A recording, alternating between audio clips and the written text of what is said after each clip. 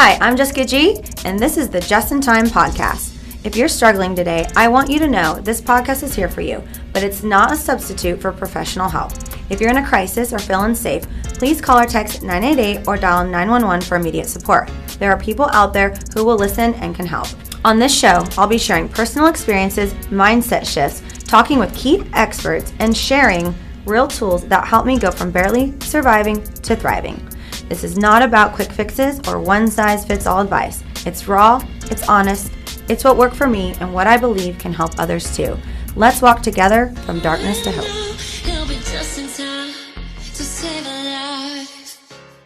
Hey everyone, this is Lynn Hearst, and today's episode of Just in Time to Save a Life is just a little bit different.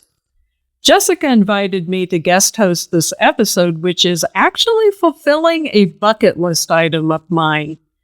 Instead of her interviewing me, I'm going to turn the mics and actually interview Jessica and go a little bit deeper into some of her story.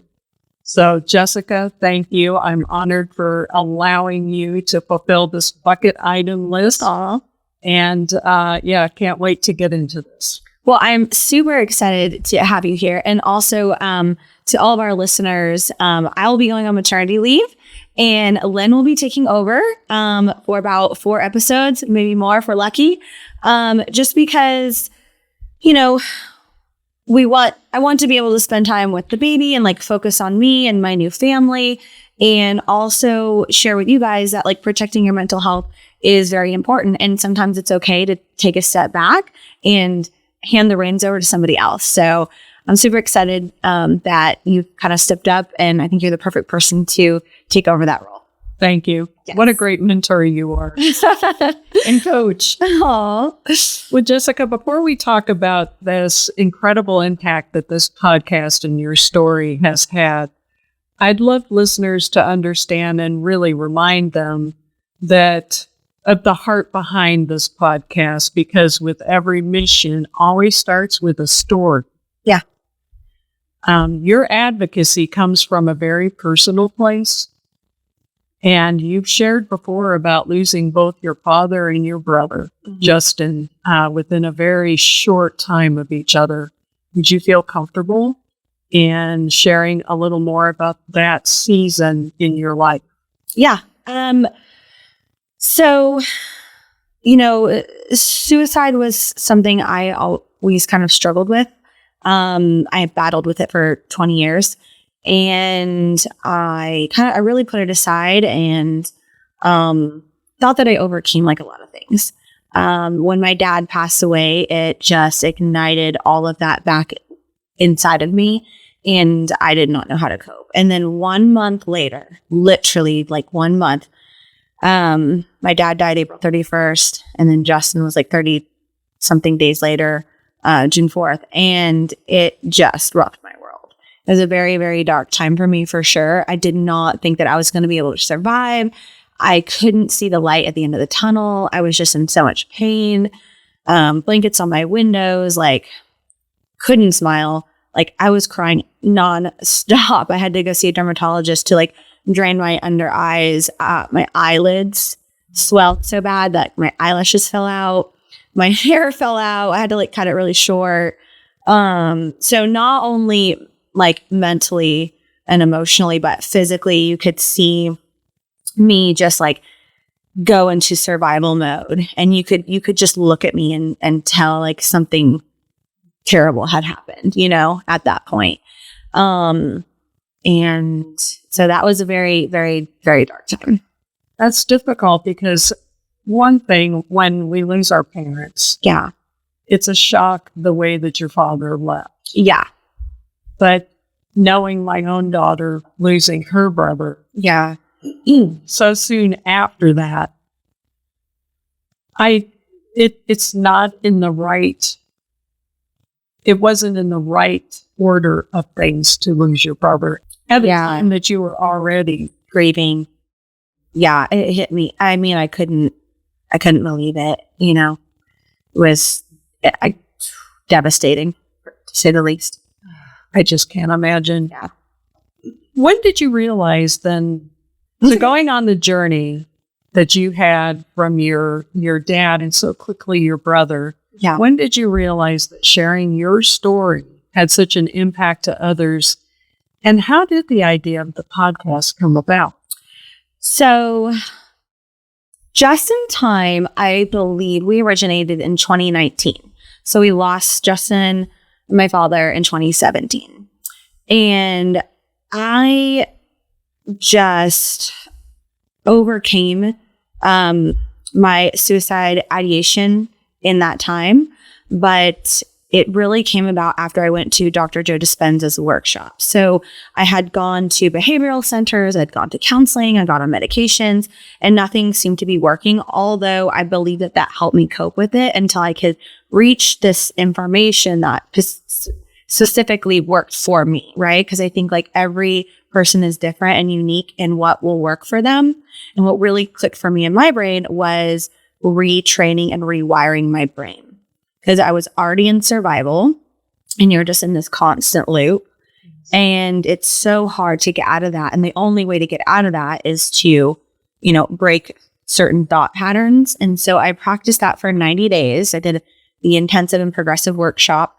And then I flew to Germany and did his advanced workshop. And I remember and especially for someone that has struggled for 20 years with suicide ideation, I remember the women that I was surrounded by in the behavioral center.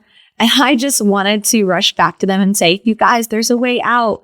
Yes, medication and counseling and all these things are great, but I found a way out where I really took control over my life. And I wasn't just living a life that I was constantly coping with. Because for me, I wanted to thrive. And life always felt very painful from such a very young age. And I wanted to be free from that. And I thought after such devastation, I thought I could never, and I was going to be labeled as the person, that's the girl who lost her dad and brother, her crazy family or her, whatever it was. And there was so much stigma around mental health growing up. And,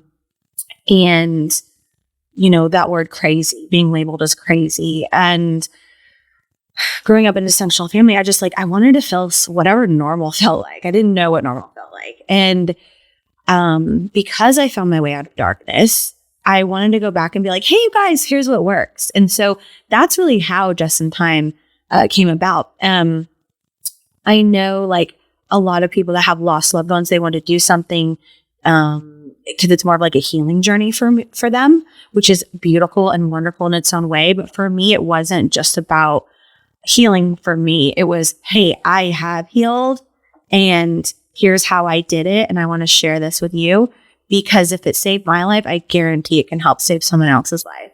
That's how deeply my belief goes in rewiring the brain and harnessing neuroplasticity to fight suicide ideation. And so that's truly, thank you for asking that question, because sometimes I think it gets lost in translation with just mental health prevention and things like that. But yeah, that's why Just in Time exists today. And then I guess to answer the second part of your question is, the podcast kind of originated because I was like, we need to start the conversation, right? So right now we're trying to find, key experts in neuroplasticity to create a program. We're in the phase of building out that program, how much it's going to cost, who are the key experts, what do we want that to look like, and then maybe doing some fundraising to help build that program so it's free and accessible to everyone.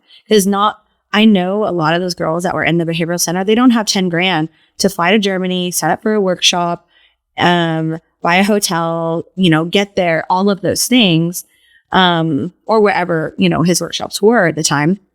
And it wasn't exactly geared towards that. You know what I mean? So I just took pieces of that program where I was just so struggling, and I just want something out there that harnesses that, that's free for people to use just as another resource. And so I thought starting the nonprofit is a great way to kind of start that conversation, because I really couldn't believe that there's not a program out there, or that's, been in these institutions or really talked about. as much as it should be talked about, because it's definitely a thing. Like, everyone knows it's out there, but so yeah. Yeah, I think it's very interesting because I know when I started the journey after my son passed away, which was the pandemic, I think what happens to people now, if you're a loss survivor in a situation like you are, the resources and just where we've come from just 5-6 years ago, it's pretty amazing. Yeah.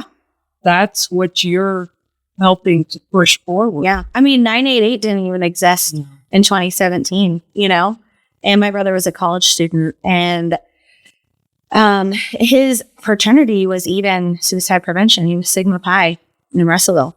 Why do you think he went into that? Did he struggle with ideation? So I felt like Justin had a lot of weight on him in the family because of the family dynamic. And I wasn't, I guess, aware of that, you know what I mean? Because I was in California and he was here. But from his friends that I had talked to, they had told me that he has talked about it before and he was struggling with it. But I did not know that. And I think that he saw me struggle with it at such a young age, and he saw my mom and my family basically discard me and call me crazy and all these things. And I think that he didn't want to be like I was. And I think like Justin always saw me, like we were so close, like nothing could break our bond. You know what I mean? Like it was a sacred bond that Justin and I had, and no outside force or anybody else could ever break that true bond that we had, And I just think that like, it's that stigma, because he did, talk about it to some of his friends. So, and I think that, he really one day wanted to get closer to my dad. But what I really think is that, he was in college, he went out, had a drink, there's Adderall in his system. I know there was NyQuil. And sometimes, and this is what I really like to speak to college students about, it's like, hey, if you are going through a difficult time in your life, a breakup, you've lost a loved one, going out and having a drink and taking an Adderall or mixing NyQuil is not the way to do it. You know what I mean? Because your brain is already not like functioning on the correct level. And so you can it's like the perfect storm, and then you can make a permanent decision on a temporary feeling. And all of those chemicals, alcohol, Adderall, NyQuil, whatever it is, it can alter your brain chemistry. And that's when you go into true crisis. And so I really urge college students not to drink and take Adderall and do all those things. And especially if you're dealing with a mental health issue already, just being very mindful of that, because I don't think that, college students understand the true impact of that. Correct. I think a lot of what you're saying with neuroplasticity and the things that you've talked even just today, a lot of it's just being pragmatic with yourself. Mm-hmm. You have to put tools in place and recognize that. That's hard for a college student. Yeah.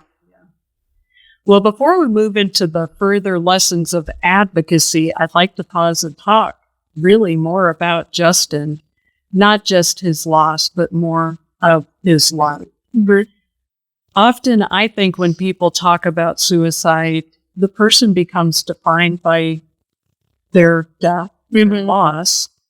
But I know that Justin, just like my son, they were so much more than that death or loss, the end of that part of their life, because it continues. And so you said a little bit about Justin. What really was he like growing up? Was he extrovert? Was he introverted? Yeah. And I think that's why, it hurts so bad when these people leave our lives, because they were such, or at least Justin was, he was just such a beautiful light, within him. And he was just filled with love. and he just wanted everybody to be happy, you know? He actually so he almost died at birth. And and so the just in time thing kind of came from my grandma. Wow. So my grandmother said he was just in time. Yeah, because he had, I guess his Apgar test was like really low. He got stuck in the birth canal from what I remember, and he came out blue. And so he wasn't breathing at first. And so he was in like special classes up until he was in like 6th or 7th grade. He worked out of all of them. And he had like a speech impediment and some speech classes, but he worked so hard. He worked unbelievably hard to get to where he was at. And, you know, we were also proud of him for, you know, he was about to graduate college, you know, and get his full degree. And what was he majoring? Computer science. Oh, okay. Yeah. He actually, on his Instagram has like pictures with Doug McMillan, and things like that. But he loved music. He loved parkour. He liked playing the guitar. He loved sports. Not like sports, but like working out. But he loved gymnastics. So, but he was always like the kid that would like run up and like open the car door for you. Or if he saw an old lady walking out of a grocery store, he would make sure like her door was, or the front door was open for her. Like he was just a very helpful person, you know? Just a very like thoughtful, beautiful soul. I can tell you both come from the same, I mean, the upbringing, both of you are that way. You want to help people. Yeah. We definitely shared that same kind of like energy. What is there a story or something about Justin that makes you smile when you think about him? Oh my gosh. Yeah. Okay. What comes to mind is in California, my dad wasn't being like the nicest or whatever. And Justin saw that like my dad hurt my feelings. He like said something. And I know Justin saw me because I like went in my room and I was like crying. And this is when he was losing his teeth, or his teeth were like weird. And he had a Spongebob ice cream. And I have this picture, and every time I get sad, I actually look at this. And he would go, SpongeBob SquarePants, and he'd hold up his ice cream, and he would just make me laugh. He was just so funny. It was like he noticed things, but then also like did something to like make you feel seen or loved or cared about, you know? Just naturally. And I remember the first time he trusted me, like learned true trust. We were swimming. So the first time he ever went into a pool was with me. And because he was like my real life baby doll. I was 10 when he was born. And I'll never forget how scared he was of the water. And I was like, it's okay. And he would like jump to me off of the pool deck or whatever. And I remember him building that trust. And I remember the day that he was like, okay, I'm safe with Sissy, you know? And that, I think from then on, we just always had that bond. It is beautiful. Yeah. I see a little bit. Did you play a little bit of the mom's role? Probably. I mean, people literally asked me if he was my son. And I was like, this is my little brother, when I was 16 and he was 6. And I was like, no, this is my little brother. I'm not a 16-year-old mom. But, and honestly, Justin, I'm going to cry. Oh gosh.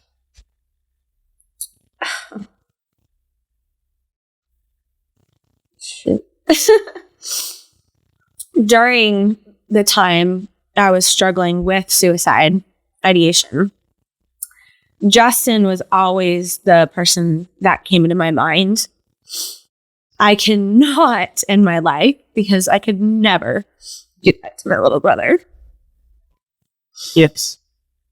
And so I held on for so long because I would never want to hurt him. You don't want to hurt the people that you love the most. You just want the pain to stop. And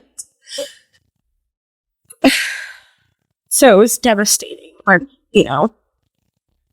when he left. But without him, I probably wouldn't be here today. I was just going to ask you, if Justin saw the impact that he's had in everything that you've done. Yeah. To say, what would he ask? What do you think he would say to me? I think he'd be so proud. Me too. I think he'd be so happy. I do too. Even though he knows it was a mistake. I know he knows it was a mistake and it was an accident and it was just, he was in a crisis and he made a permanent decision on temporary feeling. And when you're in that moment, your brain does not operate correctly. And that's why they say time and distance are the things that will save your life when you're in a crisis. And, but yeah, I know that he would be proud. And that's what you would tell people now. Yeah. Time and distance. Yeah. Yes. Because there's a certain amount of time that you're in that crisis, but you will come out of it eventually. And that time can be different for everyone, depending on what your mental health situation is at the time. It could be 5 minutes. It could be 10 minutes. It could be an hour. It could be 24 hours.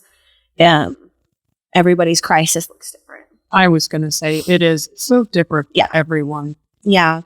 Well, thank you for sharing, Justin. And I'm sorry. It's okay. Just absolutely beautiful.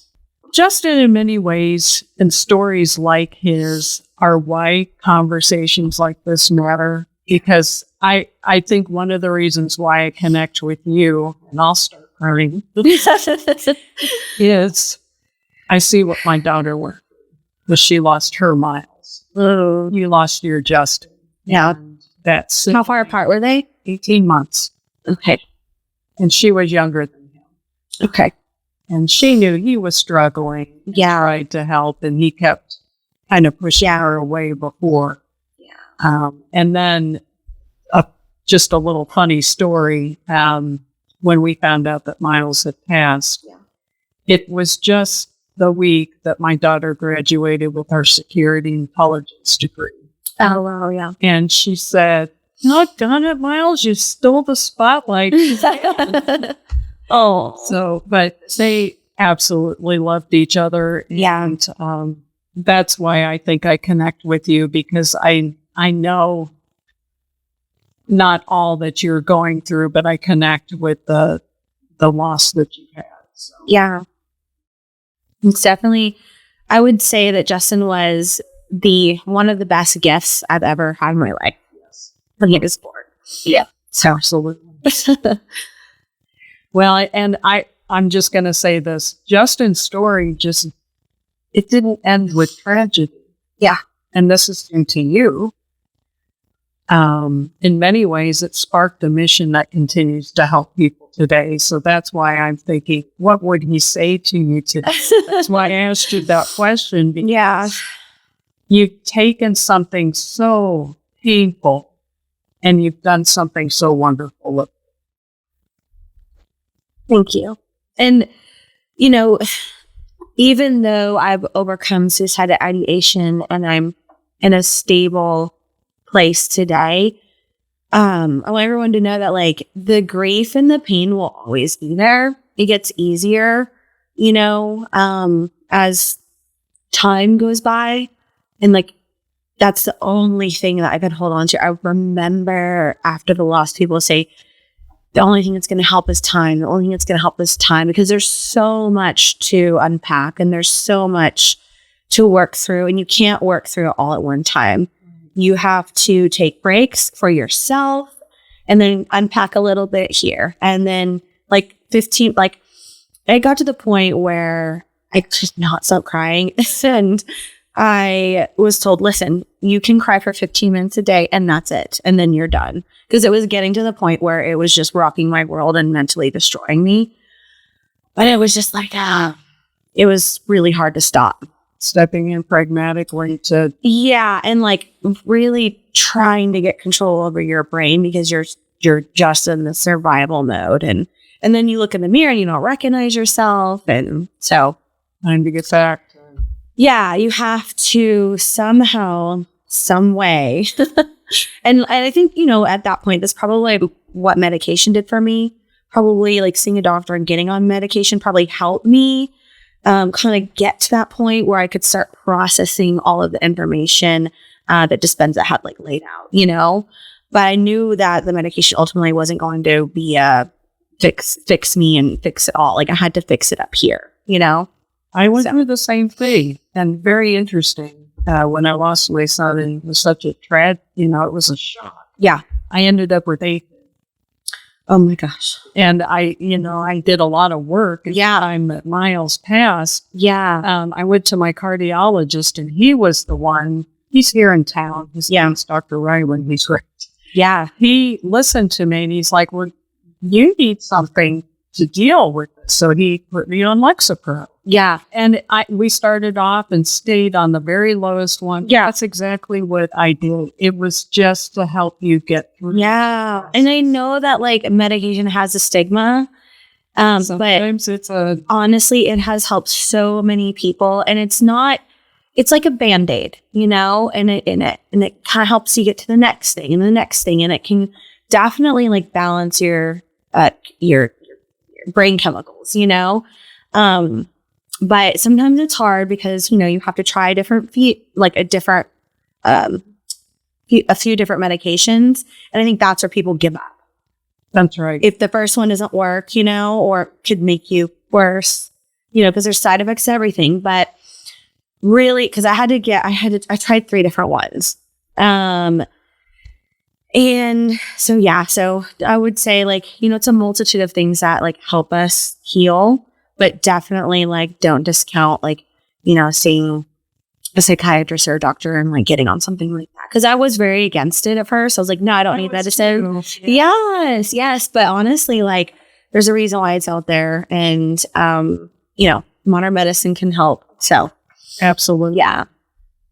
And you do hear very emotionally charged stories. Yeah. And we've talked about the things that you do pragmatically. What do you do now? Yeah. When you go on a journey with someone and it's a tough story? So I feel like I go on a journey every week with my clients with my job because people sit in my chair and they tell me so much about their lives and they share, and like, I've learned to kind of like keep things more professional and this and that. But sometimes you just meet somebody and like God has put them in your chair for more than just a reason for their hair, right? It's like, yes, I give amazing results and the best hair. Like, look at you. I didn't do it justice today, but it still looks beautiful. But like every week, this is like a weekly thing for me. So I have an infrared sauna. Right now I'm pregnant, so I can't like turn it up. I have it on like the lowest setting. But normally when I'm not pregnant, and that's been another challenge too, is being pregnant and, going through all this and trying to maintain the podcast and things like that. It's definitely been times 10 for sure. But cold plunges, exercise, moving my body helps me, whether it's going on a walk, but I like to lift weights, or like doing a Pilates class with a girlfriend, but definitely like moving my body. Movement for me is everything. Like I feel like I just have to move the energy out of me. And that's different for everyone, but definitely movement. Even if it's like a restorative stretch, like a 15-minute restorative stretch, and then meditation while I'm usually in the sauna. So sauna, cold plunge, I do like hydrotherapy, like in a hot tub. Mm-hmm. But those are the things that really, really, really help. And then making sure like my nutrition and my sleep is good. Like I usually have an Aura ring on, or making sure I take my magnesium, and just like prioritizing my like vitamins, making sure I'm drinking water, sleeping, because sleep deprivation is a huge thing. And so I think maintaining those things really just helps my overall mental health and well-being for sure. I'm going to switch lanes for you. Yeah. When you started the podcast to now. Yeah. Is there anything that you changed your mind on? So the first thing that comes to mind is we have suicide prevention.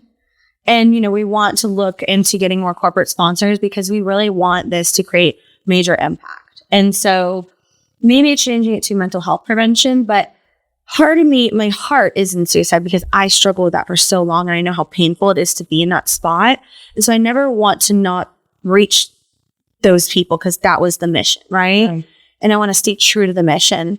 So it's not like I've changed my mind on it, but I've kind of teetered and on it. And I had Jessica Queen. She was on here. We did an episode about mental health in the corporate world. Mm-hmm. And, you know, she's very brilliant. And she was like, you know, corporate doesn't like the word suicide. You know, it's just a scary word to them. And even I was talking to Jacqueline Sharp with AFSP, and she had done different things for like Walmart and bigger corporations, and they asked not to use that word suicide. So I'm kind of figuring what that looks like. And suicide, the word, it still has the stigma. So I don't know. What are your thoughts on that? I was thinking that today as I was coming in, because the thing about your podcast, it was rooted in loss. Mm-hmm. But the one thing that I think is the most important is it's rooted also in hope. Yes. And so we all know suicide prevention is thinking really past that. And putting things in place to like true mental health care. Right. Like prevention starts with your mental health, you know? Yeah. It is funny that I was thinking of that today. Because there's so much more I don't want to say substance. That's not right, because suicide is so heavy. It's such a heavy word. But my goodness, my mom always said, you know, you've got to have the bad times to know what the good times feel like. Yeah. And I do believe that it's just really tough when you go through the deep valleys. Yeah. To get to the top, or to look at, you know, on top of a mountain looking out. Yeah. It is beautiful, but you didn't know it was beautiful if you had not come from that lower valley. Yeah. So, and I just think it's kind of funny that I was thinking that your podcast has so much hope in it. Yeah. Yeah. And that's kind of how it's like evolved.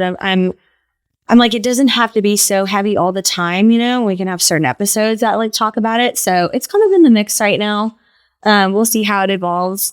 But yeah, it would be easier, I feel like, to talk about those things. But then always maybe just having episodes that are just dedicated to, you know, prevention and crisis and, you know, the steps of like, what do I do if somebody's struggling with suicide? I never want to lose that side of it. But if we can get more corporate sponsors or people willing to like donate to help create the programs and like get them into behavioral centers or government grants or things like that, then it makes sense to change it, because it's like, it's creating such a bigger impact and all the information is within it. Because some people see the word suicide and won't even look at, like, won't even go down that road. So if we have to take a step back to move forward, and it's all about reach. So what message would you like to leave your listeners today? My goodness. Honestly, never give up. I have a tattoo on the inside of my arm, and I'd ask you to show it, but it's cold in here. It is. It's cold in here. And it's actually my mom's handwriting. And I had such a difficult time. I actually got 2 tattoos after my brother and dad died, because I was trying to find a reason to stay. You know what I mean? Because before, honestly, I never wanted to hurt my brother. So I just said, you know, I am not going to go down that road. I am not going to take my life. I could never do that to my little brother. Like, he's so precious. I love him so much. There's no way. That's awful. And then after he was gone, I was like, oh, what's the point of me being here? And I just lost all hope. And so I have these 2 tattoos. One, my dad was like, grew up in Nebraska, and they kind of look like tractor tires. It's like this right here. Absolutely. But it also means keep moving forward no matter what. And it's dark, faded to light. So it's like, it was dark and heavy, and it kind of fades into the light. And so this was my promise to not take my life. So when I was struggling, I would look down at this tattoo and I say, I made a promise to myself. And I made a promise to my brother at my dad's funeral. I said, you don't do this. And he goes, you don't do this. And we shook on it. Because we both knew what we were thinking. We're both going into crisis, you know? or we maybe had a hunch that the other person was.